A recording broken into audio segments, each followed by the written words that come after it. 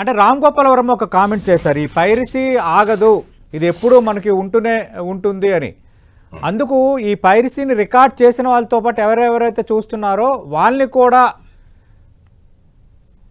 వాళ్ళ పైన కూడా దృష్టి పెడితే తప్ప ఇది దీన్ని ఆపలేమంటున్నారు. దీనిపై మీ కామెంట్ ఏంటి?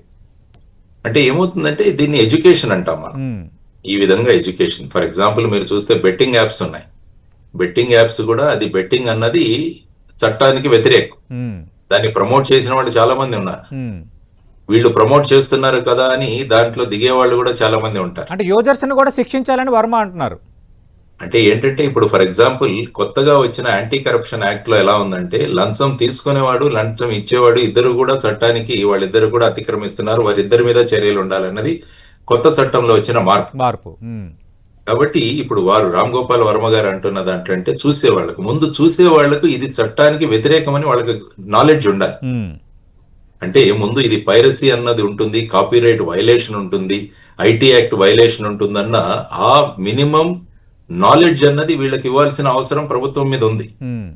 అంటే తెలిసిన తరువాత కూడా చట్టాన్ని ఉల్లంఘిస్తే అది వేరే విషయం. ముందు ప్రేక్షకుల్లో ఈ అవేర్నెస్ కలుగజేయడం, దానివల్ల మనం ఏదైనా చూస్తున్నప్పుడు అది లీగల్ గా ఉందా లేదా అన్నది ఒక ఇది కూడా రావాలి. అటువంటి మార్పులు కూడా తీసుకురావాలి. అమెరికాలో యాక్చువల్ గా మీరు చూస్తే ఇటువంటి పైరసీ ఏవైనా మనం బ్రాడ్కాస్ట్ చేస్తే వారికి కోడ్ ఇస్తారు. ఆ కోడ్ లేకుంటే అది పైరేటెడ్ అని చెప్పి మనం తెలుసుకోవచ్చు అనమాట. సో అటువంటి జనరల్ అవేర్నెస్ అన్నది కూడా ప్రజలకు కలుగజేయడం అన్నది చాలా అవసరం.